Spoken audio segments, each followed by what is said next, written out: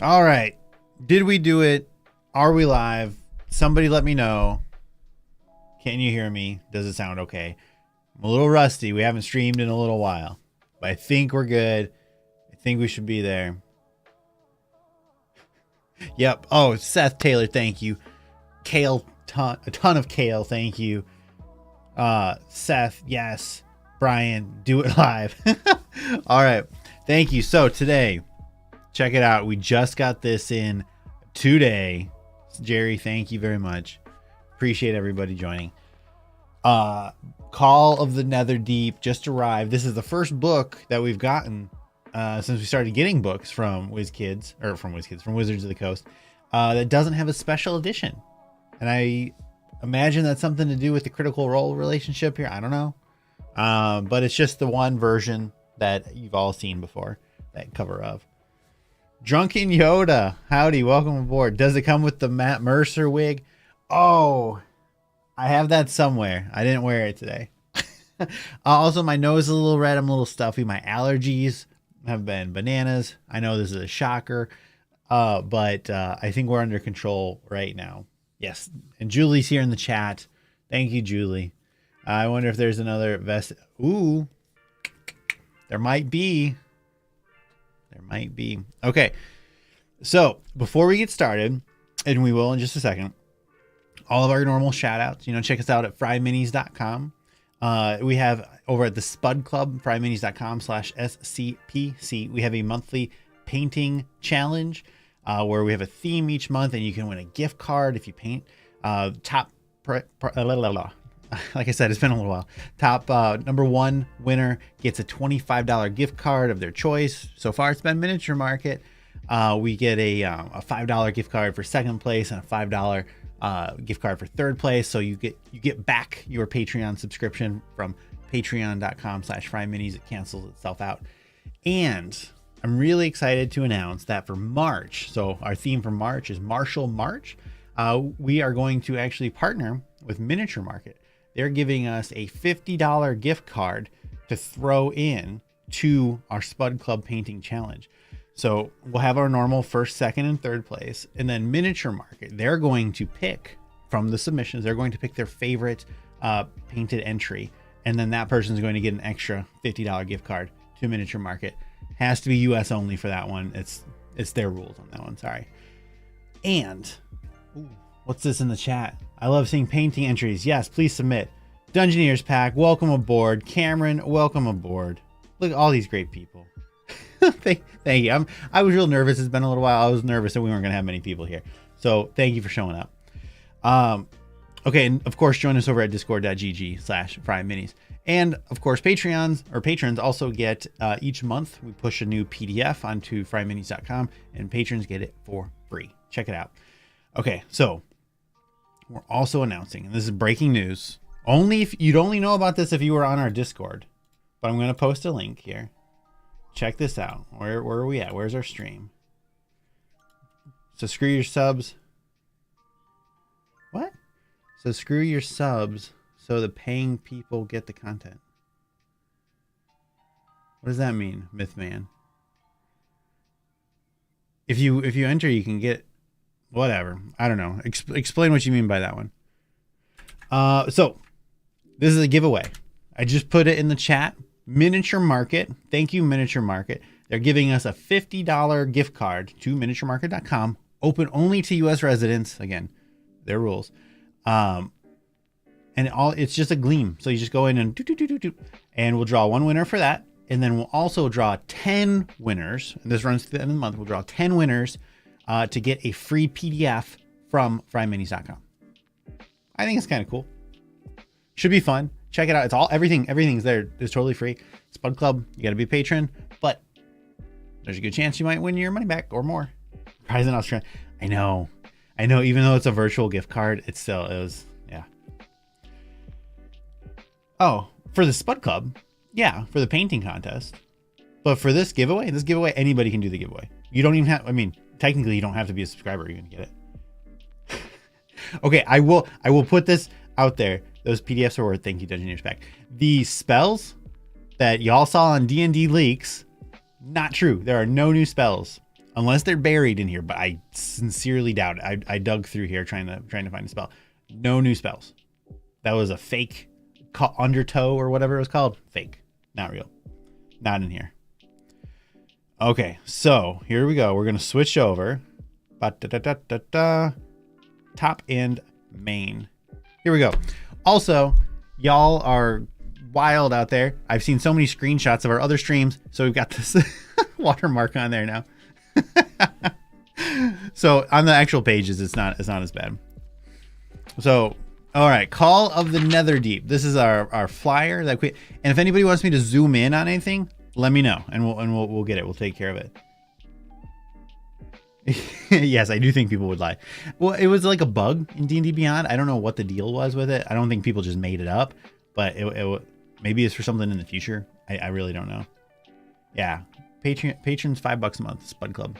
You get all sorts of cool stuff. I like it. I think it's cool. Okay, so this talks about the campaign. This book comes out March 15th. We've got our hardcover book. Inspired by WizKids, or geez Louise, inspired by Critical Role. This is set in Exandria, being in the Waste, and we'll walk through all of that here. And it's got a couple chapters. This book, by the way, is like 99% adventure. It's an adventure book. This is absolutely an adventure book. If you are a player, do not buy this book. This will be a total waste of money for you if you are a player. Okay. Also, I want to do a quick shout out. I got two quick shout outs. One, this stream, we're talking about Netherdeep.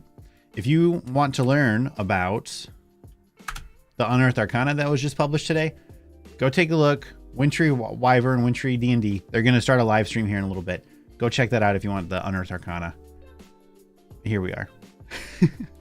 Okay, so we're not going to do a full page-by-page flip through, and you can see on the white the watermark's not a big deal. And here's our table of contents. Look at this. So on the cover, and then our disclaimer. Everybody always likes the disclaimer. Is my volume okay? I feel like I'm yelling. Disclaimer: the Netherdeep contains magical elements known to cause life-changing discoveries of ancient artifacts, red crystals growing out of your skin, long swims in dark places, aberrant fish, and enemies to friends to enemies plots. Consult a cleric or Matthew Mercer to see if the path to the Netherdeep is right for you. Always good little disclaimers here. And look at all these awesome people that contributed to this book. This is a great list. I wish I could tell you that Eric knows all of them. I don't. But you know who does know most of them? The Gallant Goblin. The Gallant Goblin. Did anybody go enter the contest yet? Go check it out. And just if it wasn't super clear with the disclaimer and just with the general idea of this video, caution for spoilers. We're not going to do a full page-by-page flip through of the adventure. We will sneak peek around.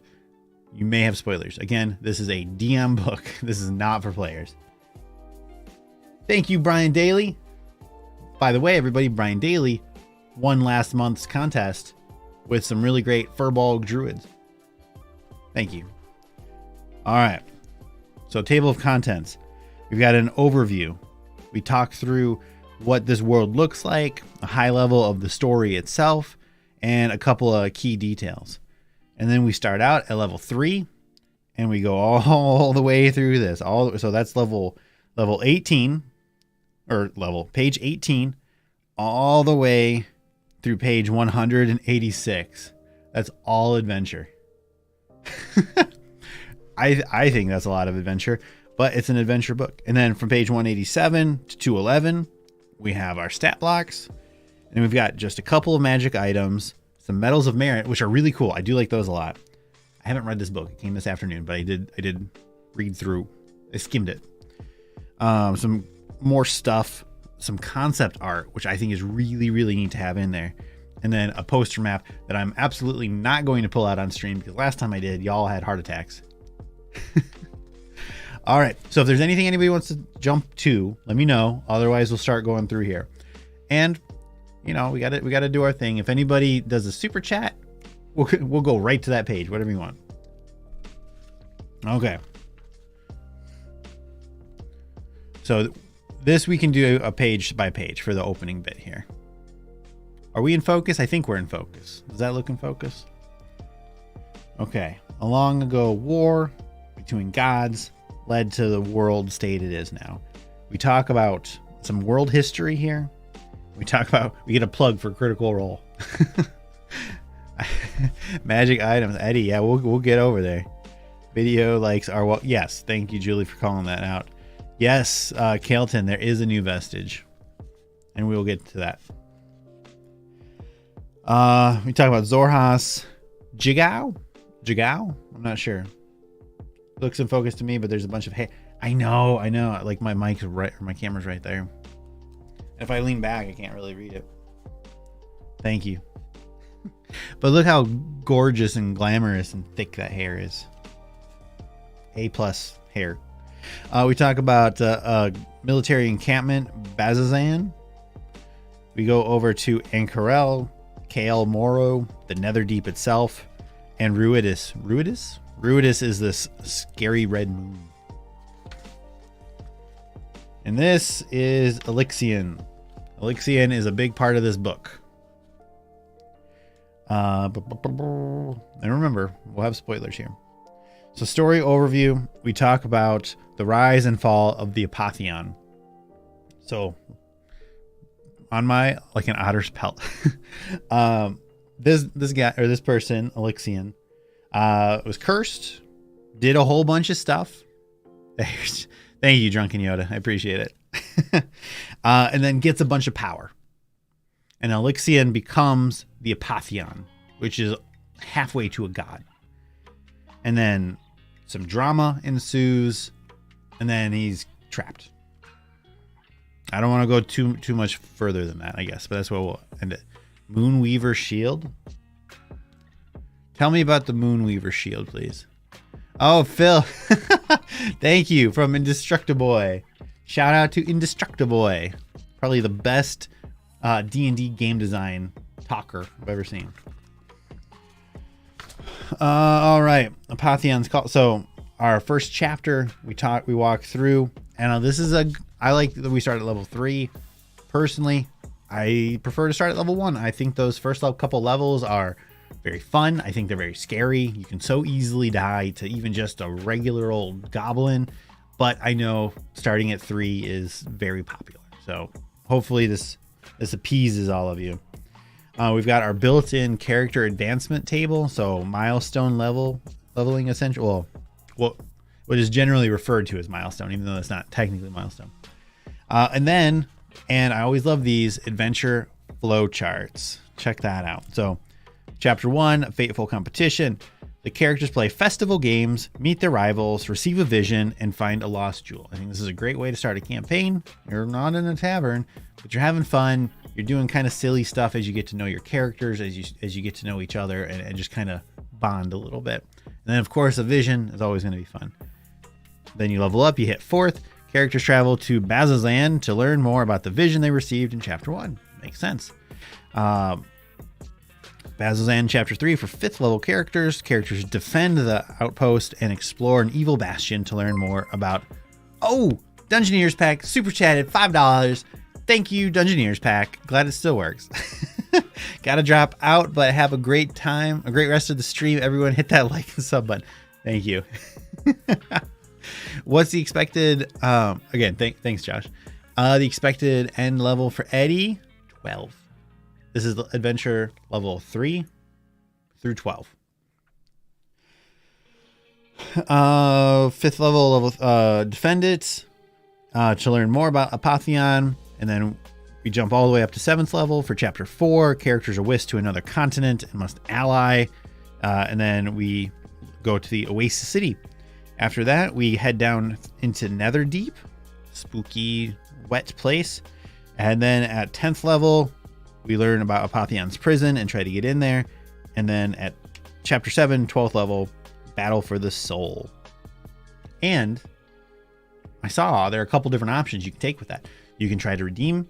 You can try to, you just kill. You just like banish. Lots of different things in there. Really, I think it's pretty cool. And again, this is just at a quick look. And I really appreciate this here, the story tone and player limits. So this is designed for 5 characters. But we talk about the tone, optimistic heroism and morally ambiguous character dilemmas. Heroic and equivocal choices are contrasted with moments of supernatural evil. So this gives us just like a little bit of a feel for what the story is going to be. I like that. I kind of wish we could see that outside of the book, because if you're reading this in the book, you already have the book, but no big deal. All right. And then we have our rules. Since we're going to the Netherdeep, you know, we're going to have to deal with water.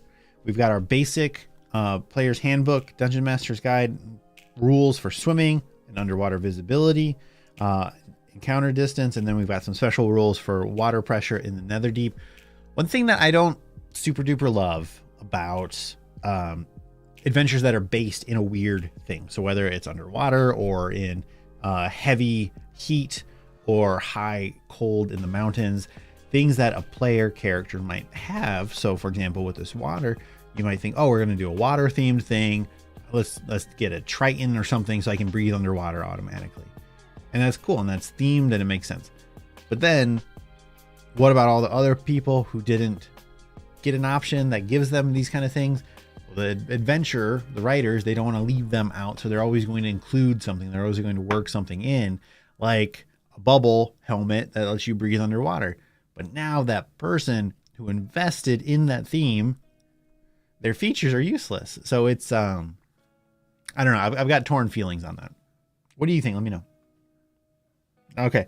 And then, now this is really interesting. Rubidium. So this is kind of like an element. Comes from the Netherdeep, and it corrupts things. It's tied to the emotional state of the Apotheon. Rubidium corruption. Yeah. It's super powerful, and most of the items are actually related to Rubidium. There are saves you can make to try to resist the effect, but then once you're corrupted even a little bit, you are forever corrupted unless you get a wish or basically destroy Rubidium throughout the world. This reminds me a little bit of, I'm forgetting the name, but the stuff from Dragon Age, the crystal. What do we call that? And there's the blue version that the Templars drink or take to get their powers. But then there's also the red version that corrupts. I know neither of these ideas are super hyper original, but I think there's a lot of mirroring here. Lyrium. Yes, thank you. The whole time I was reading this, I was thinking of lyrium, or of what lyrium is. You get some as your level, exhaustion level, skooma. Julie does love skooma. She's a big skooma fan. No, I'm pretty sure it's skooma.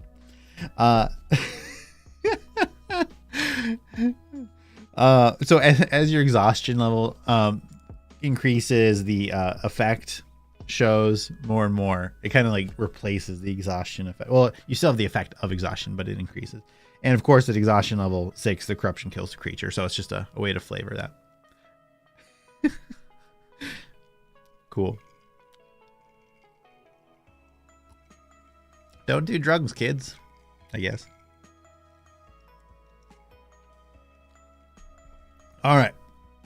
And you can use Rubidium at, am I saying that? I'm not a Critical Role person. Is Rubidium, am I saying that right? I think so.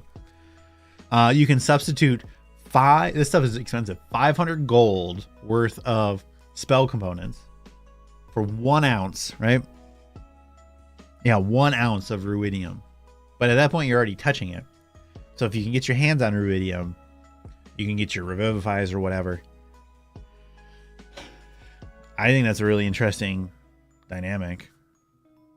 And by the time, you're not getting Wish in this adventure unless you scale it out or something. So you're stuck, you're corrupted, you're stuck. And I really like this too. We've got this whole section on this rival adventuring party. I think that's very interesting. I'm going to say Io Jabe. I don't know. But she's the leader. Water Genasi. We have stat blocks here for like a lower level version and then advanced versions. And we get all these like, you learn about them. You get tips for role playing them. Really, really neat stuff. And do you see this? Derma, is it Derma or Dermo? Let's say Dermo Worder. I just imagine this guy speaks with like a German accent. I don't know. I just do. With that name and just this, her cheekbones are amazing. Yeah, I think this is just a really cool character portrait too. The art in this book is excellent. Really impressive. This person, all right. Not super excited over there. This person, all right. I'm not super excited. But Maggie, I think Maggie is really cool here. This is a 12-foot tall ogre. Her name is Maggie, and she's smart. She loves poetry and music. She doesn't like to be stereotyped. I'm a big fan of Maggie. And it's just interesting to have an ogre that's like equal to a player here. So the rivals all have goals, and you can build out your relationships with them. And theoretically, when you're role playing these rivals to your party, you could try to emphasize and help them achieve their goals here. And it's up to you, of course, as the dungeon master, on how much you want to interact with that dynamic, how much you want to work with that. Seth Taylor, my brother-in-law might run this as his first attempt at DMing. Very interesting. At first glance, again, just at first glance, this feels pretty straightforward. So I think that's probably going to be a good option. I would ask, is your brother-in-law familiar with D&D at all? Are they familiar with Critical Role? Because there might be, I could see maybe confusion between Forgotten Realms and Critical Role. So I don't know, but good luck. Good luck is my answer. You can keep track of your attitudes with these rivals, pretty similar to Strixhaven. We talked about session 0, which is always important. And this I thought was really interesting. Making mistakes. Dungeon masters are fallible, just like everyone else, and even the most experienced DMs make mistakes. If you overlook, forget, or misrepresent something, correct yourself and move on. This is a big adventure with lots of interconnecting elements. No one expects you to internalize or memorize every aspect of it. As long as your players are having fun, everything will be just fine. I feel like a lot of people need to hear that. I feel like I see on Reddit over and over people saying, oh, I accidentally told my players that Wish is a first level spell and now they're cast. I was wrong. Sorry. It's not a first level. Like, it's just like everything in life. Communication is key. Yeah, I love this mistake advice. I think it's great. But also interesting, just beneath that, I think we have our first reference to Monsters of the Multiverse. Additional race options appear in Monsters of the Multiverse with Bugbear, Dwergar, Goblins, Hobgoblins, blah, blah, blah, blah, blah. Very interesting. I think that's our first reference. If you followed me for our Monsters of the Multiverse race videos, I haven't forgotten you. We're coming back to them as soon as we finish coverage on this. We got to cover those frameworks things. We got to cover the new Reaper Bones 6 previews. And now we're taking a look at this. I'll probably just do a couple videos on this book since it's so heavily adventure focused. But then we'll head on back over to Monsters and Multiverse. And backstories. Work together. What's a small heroic deed you've accomplished? The Heroic Chronicle from Wildmount I love, but be very careful. If you follow it all the way through, you can end up with some really strong characters. Like they can get feats, they can get extra armor and weapon proficiencies, some really juicy things that if you're new, if you're not familiar, if you're not used to balancing things around that, it might be a problem. Eddie, no, Wish isn't first level. Although I would love to see a first level version of it. Seth, he's fairly new to D&D. His group just ran through Curse of Strahd, and it was his first time playing. I'm excited for him. Perfect. So he's not already like focused in on something. Do it. It'll be good. It'll be good. I also, over here, we've got a little call out about how important non-player characters can be and how important they are to Critical Role. And this I really like too. This is some establishing information. This is something I wish we found in more adventures. What would these characters know just as characters that live in this world? What kind of lore should these characters have? And we talk about Kryn Dynasty, which is like a kingdom. Jigao, which is the settlement that we kind of start off in. And then the Luxon, which is like the god. So good information there. And I also like this party diversity thing here. In is it Zorhas? I think it's Zorhas. Kudo. I can't wait to cast Wish at first level. Oh, wait. I can cast Wish at first level. Yeah, sure. Let's do it. I don't know. Figure it out. It'll be fun. I don't think you should be able. I don't know. Maybe you'd have to roll like a D100 and you have to roll 100. And then you also have to do a DC 20 Arcana check or something. And then tinker with how effective the spell is. Oh, it's a cantrip. I'm sorry, Julie. Kudos to anyone who steps up to DM. We're still trying to get Julie to DM. So in the chat, if we could help encourage Julie to DM, that would be great. Okay, so in Zorhas, a party of adventurers might include a lizard folk paladin, a hobgoblin wizard, and a drow barbarian. And this is some cool art. And I like that we're not all just humans and elves and dwarves or whatever. I kind of prefer the classic races. But whatever floats your boat is all that matters here. And then we have this huge pronunciation guide. All right. So yeah, I guess Zorhas. To be fair, casting Wish isn't that hard. Expecting it to come true is another story. Thank you, Eddie. That's funny. Jerry says, go for it. Let's see. Oh, Jigao rhymes with cow. Jigao. Rubidium. Okay, we were right there. Ruidus. Okay. Theo. Theo's in this book. Speaking of Gallon Goblin. Let's see. Kale Morrow. Yep. Morrow. Apotheon. Yep. Okay. Elixion. Okay. All right. Bazozan. So we were pretty close.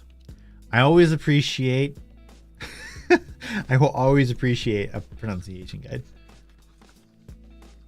All right. And now we go into our adventure, which we've already done the overview. So we don't want to go into super duper detail here.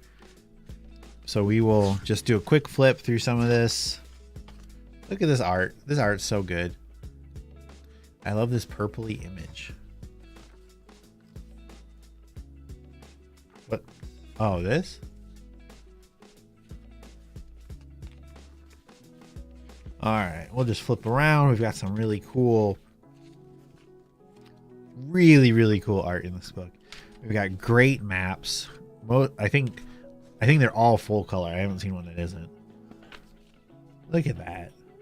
So cool. Wow. So Furbog, this is one of Julie's favorite races. So congrats. And we're just doing a little flip through before we start to get back into the back. Look at this.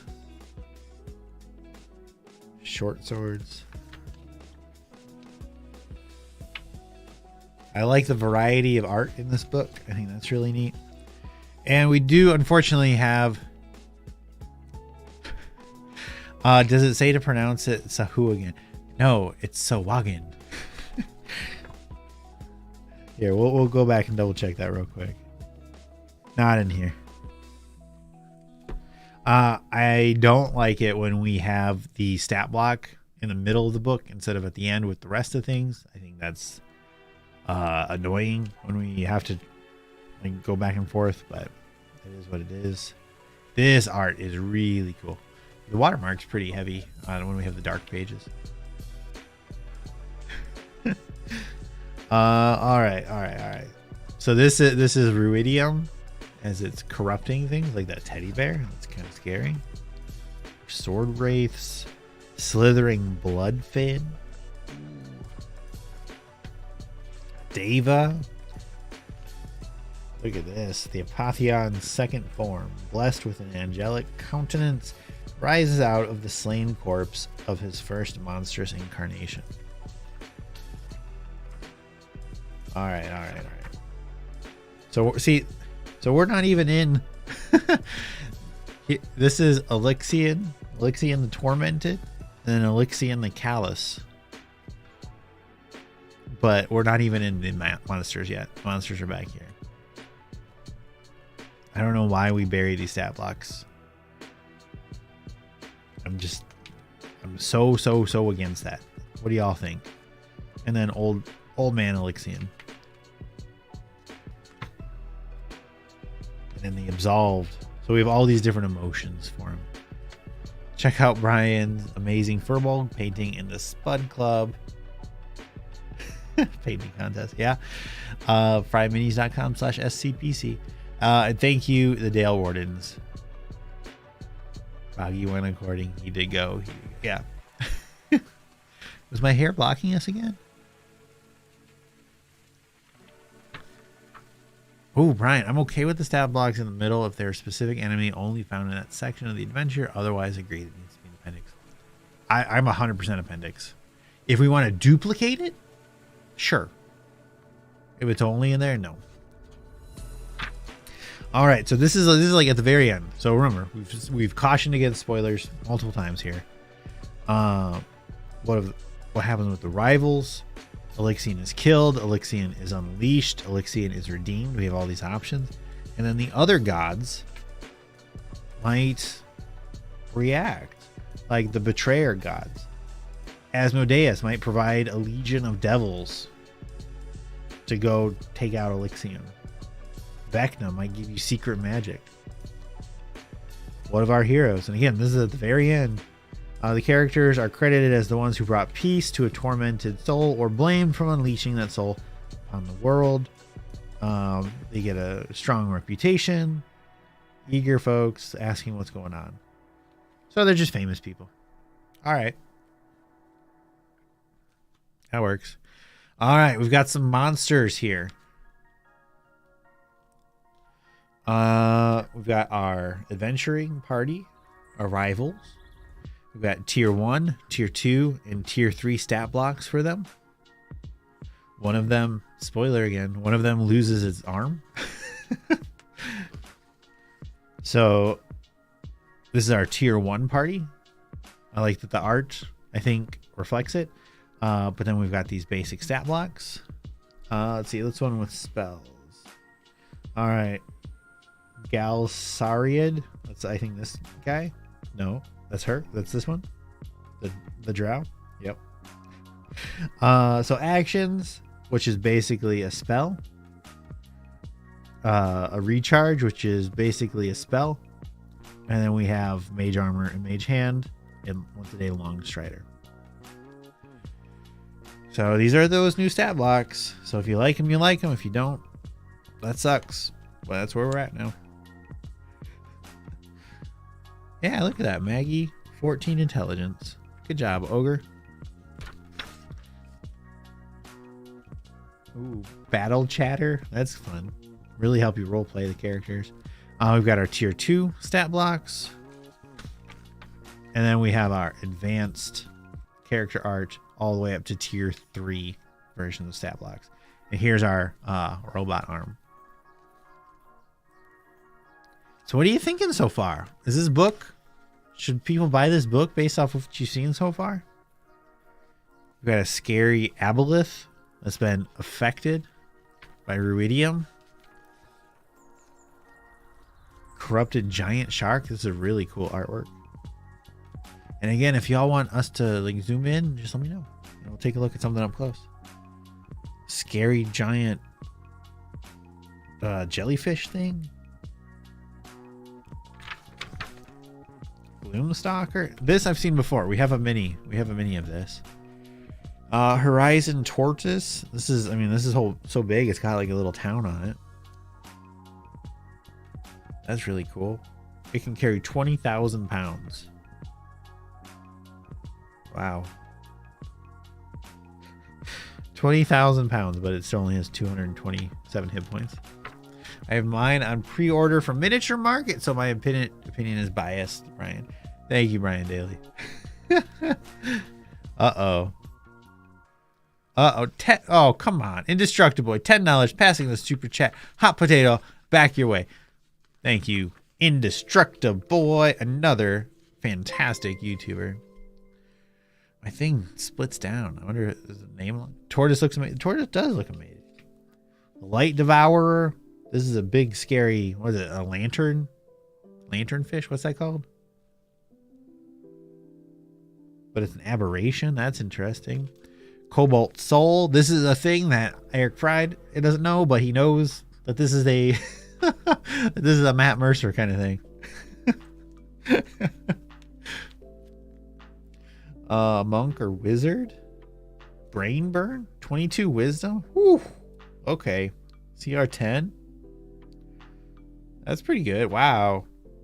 8d6, a little fireball in your head. Spicy stuff here, y'all. Got all these monastic character options, or NPCs, I guess. This I also recognize because we have a mini of this. It's like a cat with tusks, and I like that we've got the like a regular version, and then I guess a tougher version. A weird and deadly offshoot. All right. Do you have a picture of it? No, just the regular version.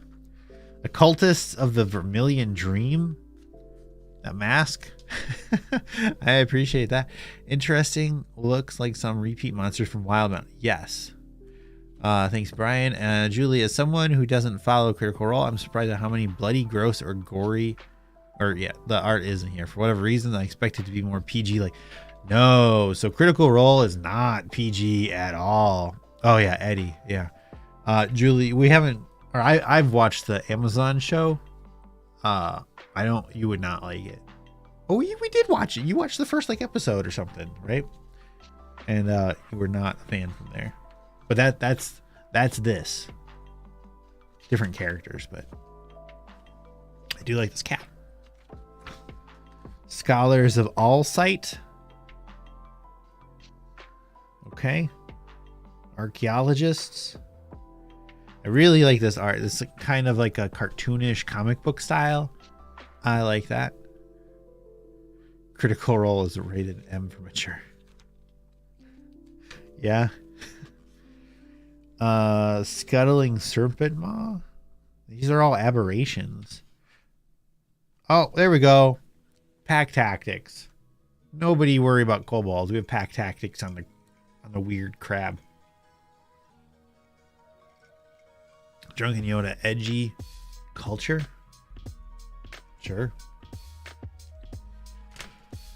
Okay, so this slithering bloodfin. Check this out. Death burst. When the bloodfin dies, it explodes in a cloud of toxic blood. Each creature in a 10-foot radius sphere centered on the exploding bloodfin, including any creature swallowed by the bloodfin, must succeed on a DC 15 con save or take 3d6 poison damage. A creature inside the bloodfin, when it explodes, falls prone in the space formerly occupied by the bloodfin and is no longer blinded or restrained. So that's for all those people who were making their last saves. their death saving throws. You're done. The Chiron. Critical Role animation starts rough, but gets, yeah, I would agree with that. Swear words. Yes, Julie swears all the time. Julie, I don't think Julie could work at my job because she would swear too much. Not her talent wise, she would exceed, but I love that Scuttling Serpent Man. Yeah, these are great. Okay, Sorrowfish. Sorrowfish dwell in deep underwater trenches and are rarely encountered by surface dwellers. Oh, there's what? Some say Sorrowfish get their name from their flavors, which is distasteful enough to put the creature that eats them in a dismal mood. So it's a bad tasting fish that makes you regret eating it. And we have a swarm of them. Cool. Sword Wraith Commander. I recognize this too. Was this in Wildmount, or is this a real creature? I'm a passionate person and I won't apologize for it. No, please never do. We got some good stat blocks here. All right. You asked for it. First, we have this Vestige of Divergence. We'll come back to it. I know this is what you're all looking at. Jewel of 3 Prayers. So, legendary requires attunement. In ancient times, Alexian the Apotheon bore this amulet as a symbol of his covenant with 3 prime deities. Cyanine the Moonweaver, Evandra the Changebringer, and Coralon the Archheart. When the jewel is found, only Cyanine's power thrums within its dormant heart. The power of the 2 other deities waits to be reawakened by a hero or heroes who can follow in Alexian's footsteps. So it starts out looking like this, turns into this, and then turns into this. When you get it, it has a +1 AC, and it can shed light, which is nice. And then you can also cast invisibility with it, which is really nice. This is a good item. I thought the Vestiges of Divergence all had like evil thing in them from the other versions. Wait, am I thinking of something else? I don't know. Awaken. You get Evandra the Changebringer in there. Buds of Flowers open up. Okay. It's now +2 AC. You get 5 charges to cast invisibility. And you can do a charge to end grappled, paralyzed, or restrained. That's really cool. No action required. Not even a reaction. Okay. And when another creature you can see within 60 feet of you fails a save, you can expend 1 charge to give them a reroll. Ooh, this is good. They can be good or evil. Thank you, Brian. All right. And let's take a look real quick at the Exalted. I love items that level up. Free book is very generous, but earrings, yes, please. Okay. In the state, so now we've got everybody in there. +3 AC, 7 charges. You can also, you can just breathe underwater. You gain swim speed equal to your walking speed. Each of your allies within 30 feet of you also gains that. Wow, okay. As a bonus action, you can expend 1 charge to target yourself or a willing creature within 15 feet. The target teleports to an unoccupied space of your choice within 15 feet of you, so you can get out of grapples or whatever. The target appears in a flash of golden radiance, and each creature of your choice within 5 feet of the new location, DC 18 con save, or 40-10 radiant and blinded. Oh, this is a good item. I like that. What a shocker. A legendary item is good. All right. Rubidium. Link to Apotheon. It's the emotional, distorted emotions. Curse of Misfortune. Although it's source of magical power, Rubidium corrupts everything it touches. Even magic items can be corrupted by Rubidium. And using such items is a risk. Weapons and armor can be transformed into Rubidium weapons by infusing them with powdered Rubidium, which gives these items a rusty red coloration. Other items can be transformed into Rubidium items after prolonged contact with the mineral. Such items have Rubidium crystals embedded in them or veins of Rubidium running through them. And this is really cool. And so we've got a bunch of options in here. Not a bunch. We've got some options in here, but you could easily homebrew any item to be Rubidium infused. I think it's a really fun idea. Yes, please toss those likes in. And also, don't forget that contest. Let me put another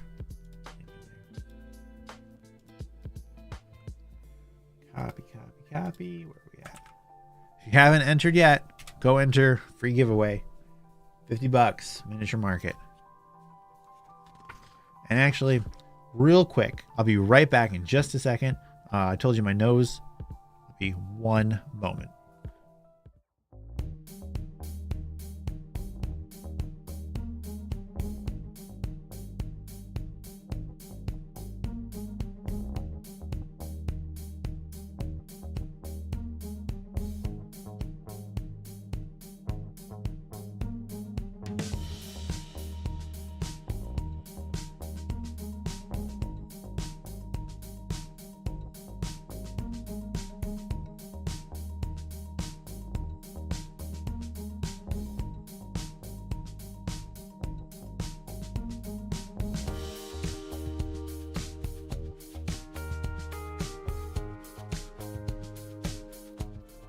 All right, thank you. I did not need a cookie. Correct. I keep some paper towel right offhand. So when we need to take care of business, we can. Okay, so we've got some common magic items in here, and this is exactly what I was talking about with if you specialize a character for a theme of an adventure, that themed adventure is probably going to make your choice redundant. So common magic item: translucent bubble-like sphere, has a slightly tacky outer surface. The bubble contains 1 hour of breathable air. The bubble regains all expended air at dawn. You gain the item's benefits while wearing it over your head like a helmet. When it's not being worn, the breathable bubble retains its bubble shape. So base, our common magic items cost 50 gold. So I don't understand the incentive. I mean, I do. I get it. You don't want to leave people out of the loop. You don't want to have players who just cannot physically exist in the adventure. But I don't know, if you have players who pick like a Triton, for example, specifically to get all these underwater benefits and stuff, when these items start becoming available and all that, maybe consider giving them like an alternate perk, a different thing to kind of balance out that racial, or if you do like a class that gives you kind of underwater breathing or something too, consider giving them an alternative option of something just to kind of make up for, like, hey, a thing you really invested in, we're just giving it out for 50 gold. Give them something else. That was my thought. Earring of Message, common item. The blue crystal of this earring is wrapped with delicate copper wire. The earring has 5 charges. While wearing it, you can use an action to expend 1 charge and cast a message spell. And it gets charges back every day at dawn. So I'm not sure how that's a common magic item to cast message. I think that's really great. Seth, like in Harry Potter, all the wizards use their own way to breathe and swim underwater. Yeah, but if everybody just gets it, why learn it, I guess. I don't know. I'm torn on that one. Okay, so now here, let me skip ahead. Oh, this is a page. So these, I assume, you get during the course of the adventure. We have these metals: metal of muscle, metal of the conch, metal of horizon back, metal of the maze, meat pie, wetlands, wit. Each of these it's a one-time use. You press it into your palm or your temple or something, and then you get this special ability that lasts for maybe an hour, or is like a one-time temporary hit point type thing. So metal of muscle, and these are all wondrous items, all common magic items. Wondrous, you squeeze it into your palm, and then you get advantage on strength checks and saving throws for an hour. Once you use it, the metal becomes non-magical. Conch, you get a swimming speed equal to your walking speed for an hour. So now we have magic items that cover both aspects of that. Metal of the horizon back, it's basically shield. You get a one-off shield. Increase your AC by 5 until the start of your next turn, including against the triggering attack. So it's shield. Metal of the maze, you gain advantage on wisdom checks and know the quickest route to the end of any non-magical path for an hour. That one I really like. And don't forget, that would give you +5 to your passive perception for that hour. Meat pie, 2d4 plus 2 temporary hit points. I don't know if that sounds like any other any spell to anybody else, but that's still great. Metal of the wetlands, difficult terrain doesn't cost extra for an hour. Okay. Metal of wit, you get advantage on intelligence checks and saving throws for an hour. Sure. So you get a +5 to your passive investigation if anybody uses that. Oh wow, when I hit that pause, we lost 10 viewers. All right. Ring of Red Fury. So that's this item. It's got Rubidium band running through it. guess what? You can breathe water and you gain a swimming speed equal to your walking speed. And then you can use it as a bonus action for 1 minute to get advantage on strength checks and saving throws. When you hit with an attack, you can add your proficiency bonus to the damage roll. That's really cool. Difficult terrain doesn't cost you, and you are immune to paralyze and restrain conditions. You can't do that until you complete a long rest. This ring is really good, but there's more to it. Corruption. When you use the Rubidium Rage property, which is that special thing, you make a DC 20 Charisma save. On a failed, you gain 1 level of exhaustion. If you're not already suffering from Rubidium corruption, you become corrupted when you fail this save. I wish this happened after that minute, though. I think by raw, when I'm reading this, it happens right when you use it. But this is just like the Berserker Barbarian with the Rage Frenzy. If you do that exhaustion afterward, or maybe that is, forget the Barbarian thing. You would do the save when your minute's up, when it ends.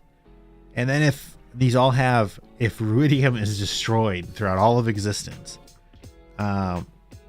it turns into a ring of free action. So that's like its base item. So that's where it's talking about how items can be corrupted and changed. That we start out as a ring of free action. Rubidium armor.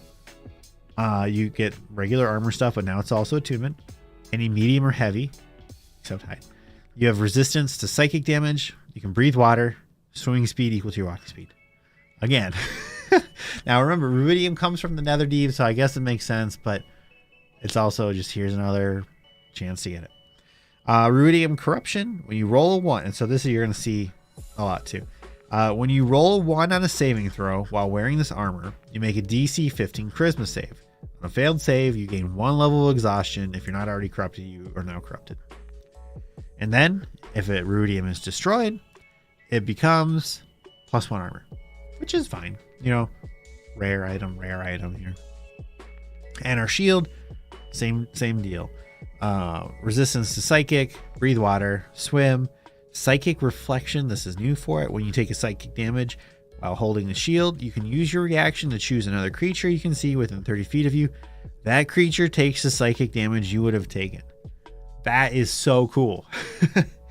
But the psychic damage you would have taken, to me, I think would be after the resistance. Yeah, Eddie, you can just, in the adventure, you can destroy Rubidium altogether. Seth, now Seth's on board with breathing and swimming. This reflection thing is really cool. I do like that though. Okay, and then if you use the shield, when you use psychic reflection, another DC 20 charisma save, and then you gain exhaustion. So this exhaustion stuff is going to eat you up. But if you're playing the Sentry Fighter in this month's new PDF on FryMinis.com, this is a little spoiler, but one of the at 7th level, the fighter subclass gets advantage on saves against exhaustion. So that might help here. And then if Rubidium is destroyed, it becomes a +2 shield, which is great. That's cool. And a Rubidium weapon, any weapon, guess what? You can breathe underwater. You get a swim speed equal to your walking speed. A creature you hit with this weapon takes an extra 2d6 psychic damage. That's great. When you roll a 1 on an attack roll with this weapon, DC 20 charisma save or exhaustion, and then it becomes a +2 weapon. And then teleportation tablet is an iPad. I don't know why we have iPads in here, but that's okay. Julie, if you could turn the heat off, that would be fantastic. The lights in here are really hot. This clay tablet is 8 inches long, 4 inches wide, and half an inch thick. Inscribed on it is the sigil sequence for a permanent teleportation circle. Creature that studies it for 10 minutes can make a DC 21 Arcana check, learning the destination. You can use an action to break the tablet in half, turning it to dust. The tablet's broken while it's on the same plane of existence as the teleportation circle. Teleportation circle glows. Wait, sorry. This is such a long sentence. You can use an action to break the tablet in half, turning it to dust. If the tablet is broken while it is on the same plane of existence as the teleportation circle whose sigil sequence was engraved on it, a 10-foot diameter teleportation circle of glowing blue light appears on the ground in an unoccupied space you choose within 30 feet of you. Okay, so you break it, and a new teleportation circle appears near you. The teleportation circle has the characteristics of one created using the teleportation circle spell, except that it connects only over there. A lot to say that you teleport. The teleportation circle created by the tablet disappears at the end of your next turn. So you've got time to run over there. All right, sure. Get out of jail free card is what that is. You're stuck in the Netherdeep. Pop it out or something, I'm sure. Now all those medals, we have a section here. You photocopy, give it to your players. Those are always fun. I will turn the heat. Well, come sit in this room with me. Okay, so Fragments of Suffering. I haven't covered how to get these yet, but benefits. So let's just take a look at the first one, Abhorrence. Benefit: once on each of your turns, when you hit a creature with a weapon attack roll, you can force the target to move up to 10 feet away from you in a direction of your choice. A creature that can't be frightened is immune to this effect. You can force the creature to move 10 feet away from you. So it's not choosing to, so it's not using opportunity. You don't get opportunity attack, right? Drawback: if you start your turn frightened, you take 2d6 psychic damage. All right. I love little doodads like that. Neat. I really like this section. We have story concept art. I really enjoy the idea of concept art for a book. I would love to see this in more things. So this is all Rubidium, that orange. Concept art for our character, our rivals. People from Exandria, from Anne Harrell. Aurora Watch armor. This reminds me of Morrowind. The Vermilion Dream. That's neat. Oh, I didn't even catch this. I think this is a Furbolg over here. A Furbolg with a beard. Look at that. Elixion. Really cool. This artwork is nice. We've got our poster map.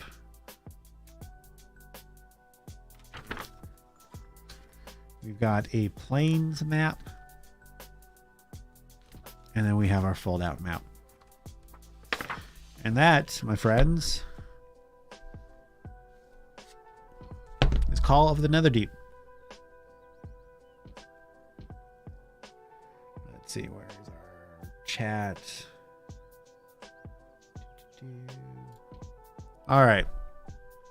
What y'all think? I don't know. This is a hardcore. This is an adventure. This is absolutely 150% an adventure book. This is not for players. I mean, you sure buy it if you want, and I do have an Amazon affiliate link in the description.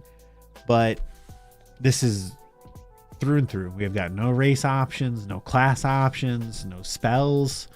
Some magic items that aren't really going to make sense outside of the book. If you are a player, this is not a book for you. I mean, there's a good lore in here. If you are a Critical Role fan and you want to learn about the Netherdeep and Zorhas and all this stuff, like, great. That could be a good buy for you. But if you're looking to pick up player options, this is not it. Looks like it is better than a slap in the mouth. Yeah. That's true, Daly. Brian Daly. I definitely agree with you there. So that was a pretty robust flip through. We didn't get as many questions in the chat as I thought. That would take up a little bit more time. So if there's any questions anybody has, anything you want to look at specifically, throw it in the chat now and we can take a look. Otherwise, we might wrap up a little bit quicker than anticipated, which is great because I would love to go to bed. So I'm going to put the chat. I'm going to put that contest again. Again, this contest, completely free. You literally just go there. It's a Gleam contest. All you need to do is like click some buttons. It's no big deal. And then FryMinis.com/SCPC, or just go to FryMinis.com and it's right at the top. And you can see our past entries and winners and things like that. To be a patron, it's $5 a month. You get the PDF, you get the hangout, you get the, I think $5 is pretty solid. And with the paint contest, you can win it all back anyway.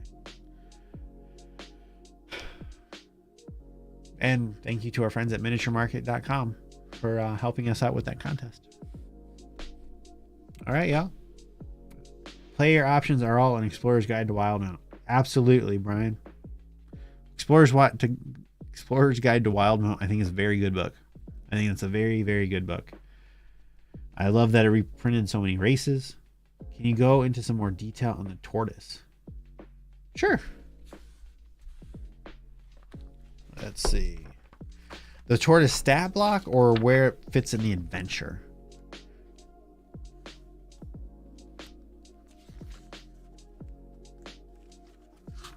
So I'm flipping through. I'm not sure where it is in the adventure. We also, in the adventure, we have section, like, we have a little bit of information about a bunch of different buildings, like the Alluvium Gardens, which is an arboretum. We've got a little paragraph of information and stuff like that. I really appreciate because you can repurpose that for your own games with the city. Okay, yep. Let's go to the stat block. Flipping through, seeing if I can see it in the adventure. Or wise if you can find it. Yeah. Let's see. Give me just a second.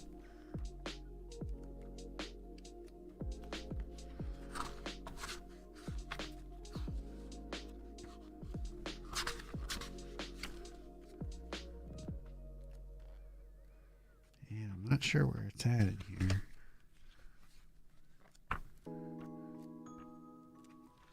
You'd think it'd be in the water section, right?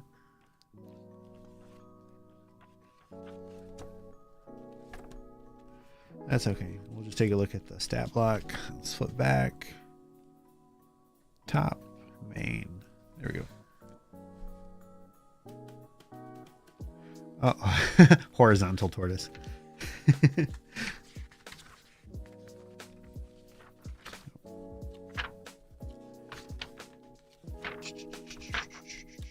There we go. Horizonback tortoise. Desolate badlands and soggy marshes are home to the ancient and massive horizonback tortoises of Zorhas, nearly 50 feet long. Wait, what? 50 feet long from nose to tail. Does that look like that's only 50 feet? I don't know about that. Maybe this is like a special big one. And with a habit of remaining stationary for extended periods, a horizonback tortoise is easy to mistake for a low hill at a distance. But when these impressive creatures rise to begin their march, the sight inspires fear and awe in equal parts. Omnivores of incredible size, these scavengers prefer to feed on dead vegetation and devour whatever edible matter they come across, referred to as the Kinispagi by the goblins of the East. These majestic and slow-moving beasts have long enjoyed a symbiotic relationship with the denizens of Zorhas. Horizonback tortoises provide mobile homesteads and can act as siege weapons in time of crisis. Oh, it's the first city. Okay. DM wants to choose characters. Tortoise god named Tuga. Yeah, Tuga was really great. All right, let's jump back to Jigao.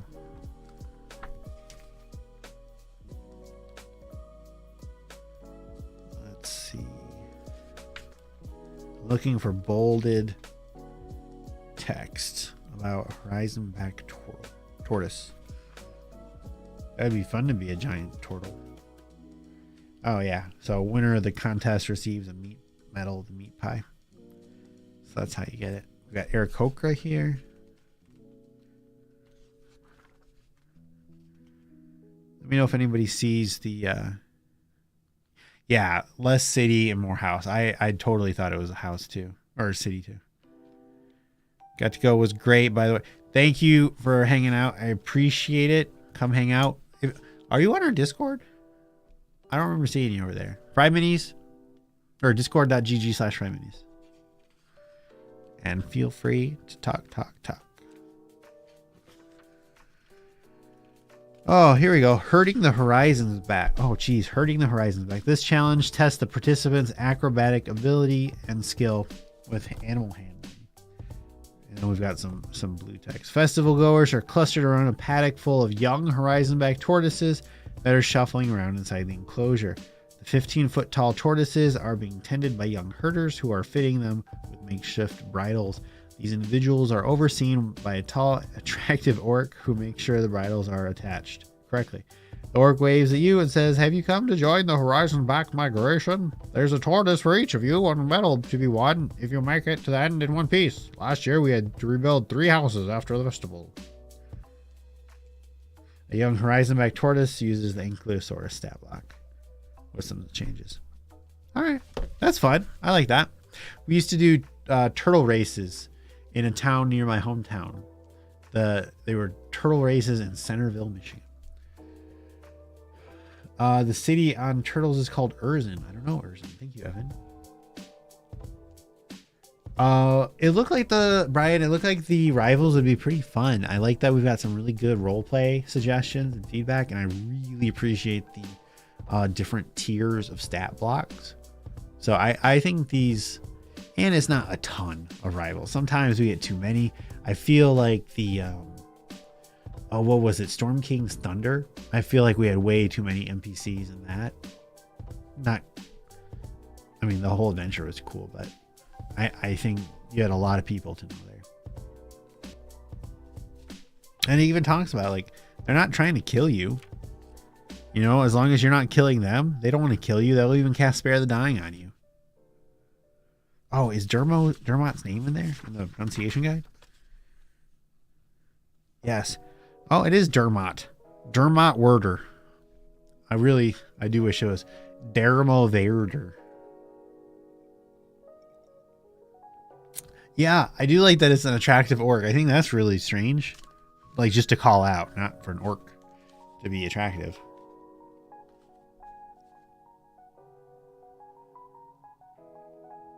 Oh, if a follower of the Luxon who has undergone the ritual of consecration dies within 100 miles of a Luxon beacon, their soul is ensnared by it and reincarnated within the body of a random humanoid newborn within 100 miles of the beacon. Whoa. That's weird. Oh, hey, Gior. Yeah, there is a vestige. I'm not going to fully cover it again, but it's a really cool necklace.